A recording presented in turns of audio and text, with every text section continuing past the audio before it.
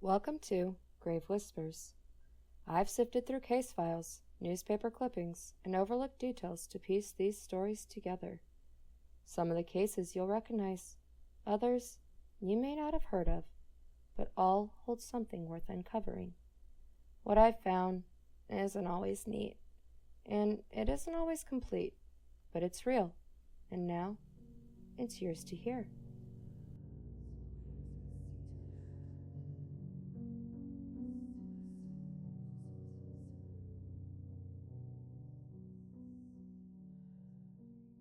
Today, a 19-year-old disappearing in the middle of town would trigger phone alerts, surveillance footage, and DNA testing within hours. In 1996 Pawhuska, Oklahoma, none of that existed. The sheriff's office relied on word of mouth, handwritten statements, and what could be seen at the scene. A missing teenager on Saturday night was easy to dismiss as someone blowing off steam or staying with friends. But Joannie Goodwin was not just another restless teen. She was a new mother, a daughter, and someone her community knew well. Before looking at the fragments of her last night, it's important to know who she was in life. Joannie Goodwin was a young woman, well known and loved in Pawhuska, Oklahoma. People who spent time with her often said she had an easy way about her, the kind of personality that made her simple to get along with. Friends described her as being like a little sister to everyone, giving her the nickname Little Bit. Her family remembered her as naturally athletic. She was strong in track, quick on her feet, and a dedicated member of her high school softball team. Joannie also carried a spunky side, someone who could stand out in a crowd with her energy and attitude. Yet, above all of these traits, what defined her most was her devotion to her baby boy. At only 19, she was raising a 7-month-old son, and those closest to her said she truly loved being a mother. For her family, Joannie's death was more than a case. It was a loss that never healed. She had been the youngest child, the one her siblings said could charm her way out of chores, and now she was gone. The weight of her absence fell hardest on Bobby. He grew up without memories of his mother, only stories told by relatives and the questions he carried himself. By his teenage years, that need for answers turned into action. He searched for information, pressed investigators for updates, and even created a Facebook page in his mother's name, where he posted messages to the person who killed her. In one of those messages, Bobby wrote that he wasn't looking for revenge or for hate, but only for the truth about why his mother's life had been taken. Joannie never had the chance to watch her son grow up. In September of 1996, what began as an ordinary Saturday night with friends ended with her disappearance. For 8 days, her family waited, hoping she would come home.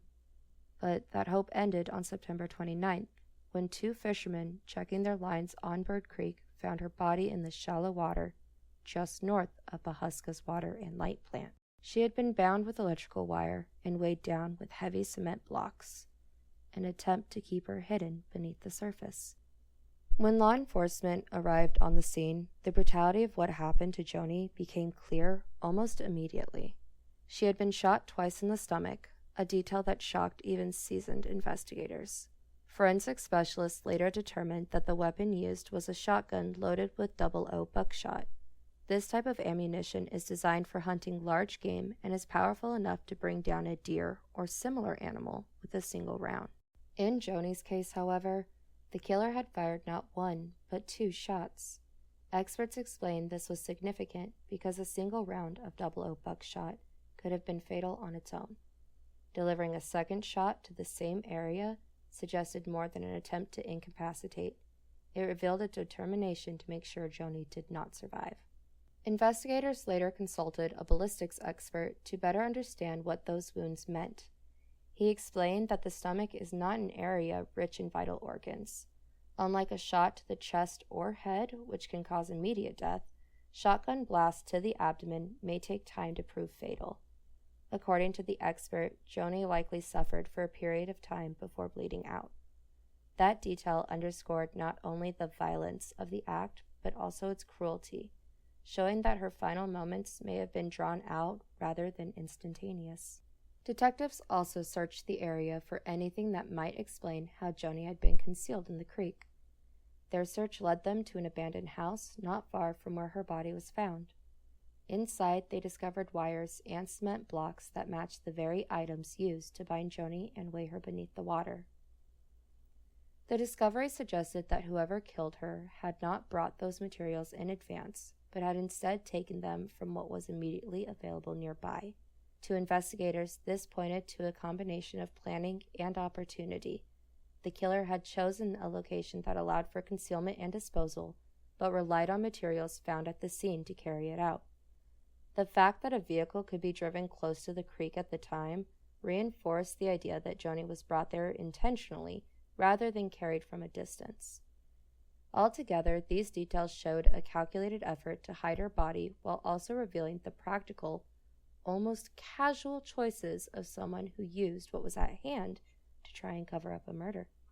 The crime scene revealed the brutal way Joanie's life was taken, but it could not explain how she ended up in that creek. To answer that question, investigators had to look backward, back to the days before her body was discovered, and especially to the last night she was seen alive. That Saturday night in Pawhuska carried a particular energy. A biker rally had brought thousands of visitors into town, filling the streets with crowds and noise. Cars cruised up and down Main Street, groups gathered outside convenience stores, and friends moved together from one place to another, watching the night unfold. For most, it was a typical weekend in a small town caught up in the excitement of a big event. But for Joanie, the evening marked the beginning of her final hours. Around 9 o'clock that night, Joanie was seen at Maverick's Mini Mart. For teenagers in Pawhuska, it was a common stop. A place to grab a drink, chat with friends, or simply mark time before deciding where to go next. Nothing about Joanie's stop really stood out then. It was just this ordinary moment that would only take on weight later. By 11, Joanie was back in motion. She returned her roommate Cherry's car while Cherry was at work, and then joined up with her friend Letitia for another quick trip to Mavericks to pick up a key. Afterward, the two went back to Joanie's house. In that private setting, Joanie confided something more serious. She thought she might be pregnant. When Letitia asked who the father might be, Joanie admitted she believed it was Brian Hutchinson's. For those who knew the tangled connection between Joanie, Cherry, and Brian, that possibility carried dangerous weight. Sometime between 11 and midnight, Joanie left Cherry's trailer, planning to head to a party. Witnesses there recalled seeing her getting into a truck with two friends. By 2:30, the battery in the truck had died, and the two young friends left to find jumper cables. This left Joanie alone in the cab of the truck. According to the friends' account, they were gone for only 45 minutes. When they returned, Joanie had vanished. They believed she had decided to just walk home. Joanie's walk would have been short, only about 10 blocks through streets that Joanie knew well. Around 3 a.m., another friend of Joanie's reported seeing her with Cherry at the friend's workplace. That same witness remembered Joanie repeating what she had told Letitia earlier, that she believed she was pregnant with Brian Hutchinson's child. After 3 o'clock on the morning of September 22nd, she disappeared into the darkness of Pawhuska. What began as an ordinary night of cruising, parties, and friends ended with silence, leaving behind only fragments of testimony and questions that still remain unanswered today. For years, the investigation went cold. Detectives had collected statements, retraced Joanie's last known movements, and examined the truck she was last seen in, but none of it produced a breakthrough. The interviews from 1996 left more questions than answers, and with no physical evidence to confirm or challenge conflicting accounts, the case gradually lost momentum.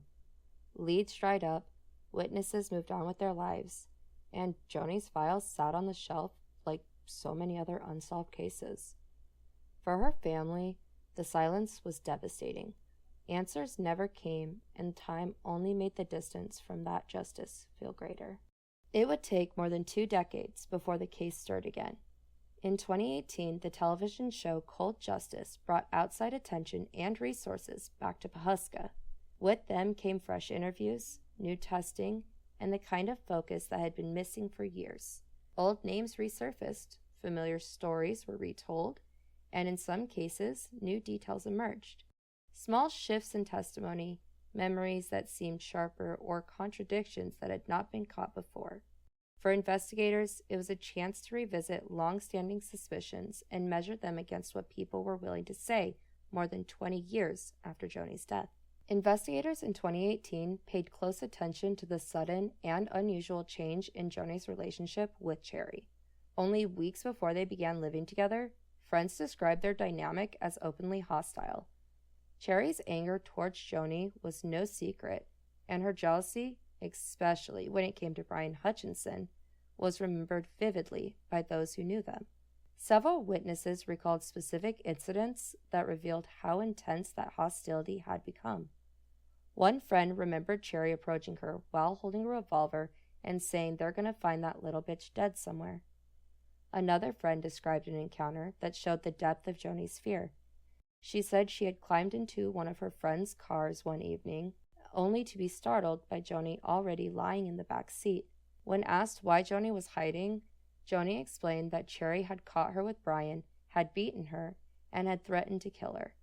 It was not the picture of a normal friendship, but of two young women locked in a cycle of jealousy and confrontation. That history of threats and violence made their sudden shift to living together all the more suspicious. Friends said that within just a few weeks, the two women went from near enemies to appearing almost inseparable, presenting themselves as close friends or even like sisters. For investigators, this raised some difficult questions. Had the hostility truly faded, or was it simply masked? And if it was masked, why? According to Cherry, the night of September 21st was supposed to be uneventful.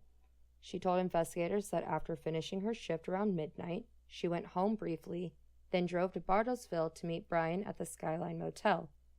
In her version of events, she arrived somewhere between 1 and 1:30 in the morning.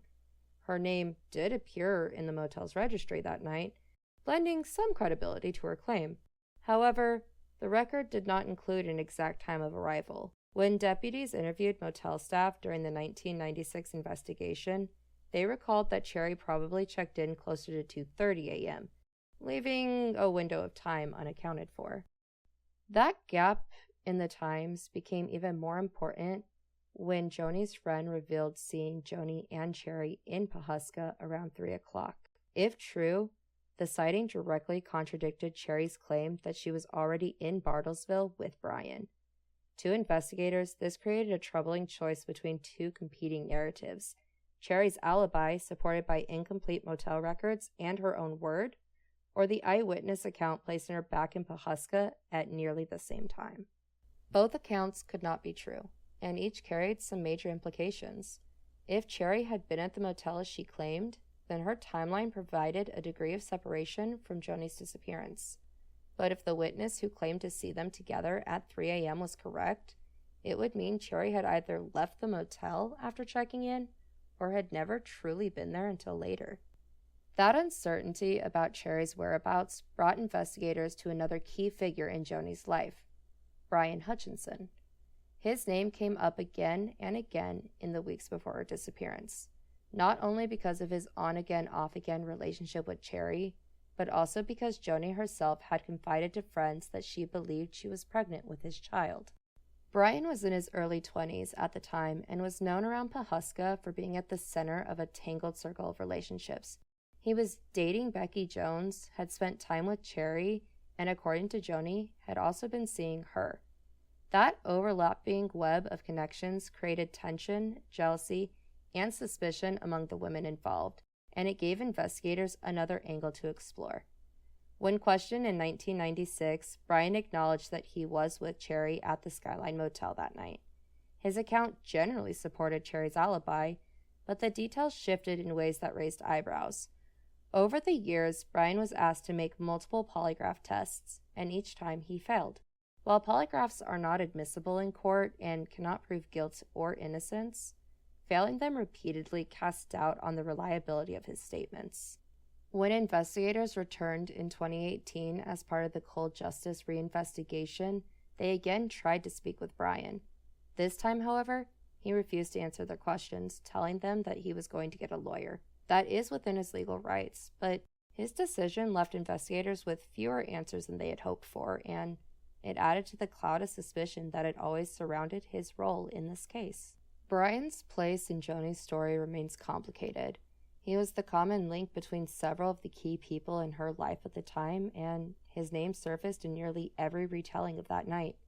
Whether or not he was directly involved in Joanie's disappearance, his relationships and the emotions tied to them formed a backdrop of conflict that investigators could not ignore. The cold justice team shifted their focus back to the broader picture, looking at the relationships, reviewing old statements, and pressing witnesses on the inconsistencies that never been fully resolved. When their investigation was complete, cold justice presented their findings to the district attorney. For the first time in over 2 decades, prosecutors believed there was enough to take action.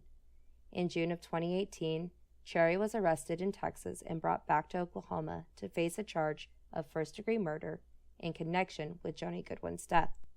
That arrest marked the first major break in Joanie's case in more than 2 decades. For her family, it felt like the moment they had been waiting for. At last, someone was being held accountable. But that relief was short-lived.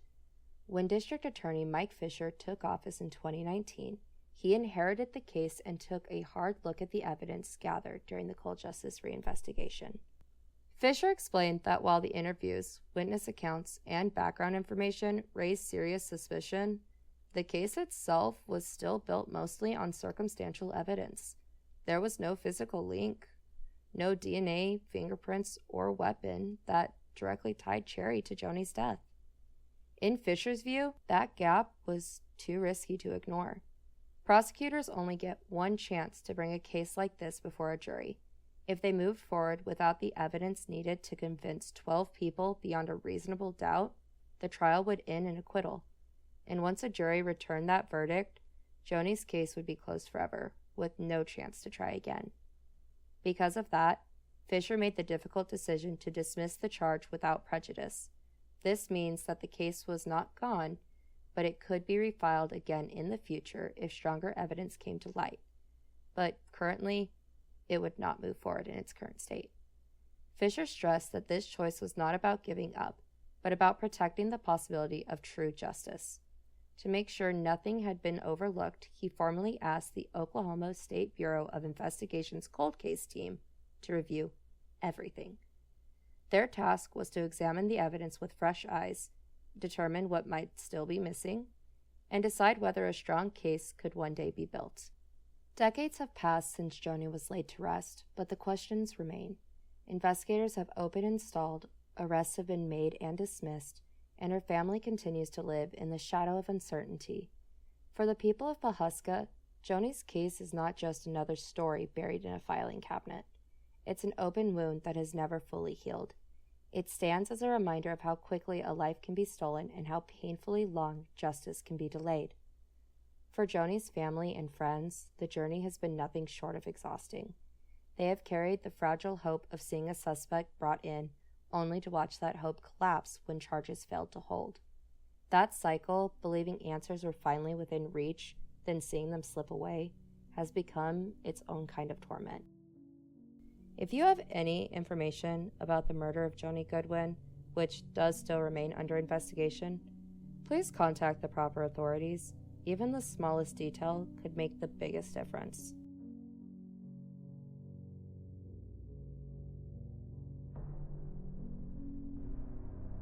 I hope one day Joanie's family sees the justice they deserve, because every piece of this case, every gap in the timeline, and every unanswered question still points back to the same truth.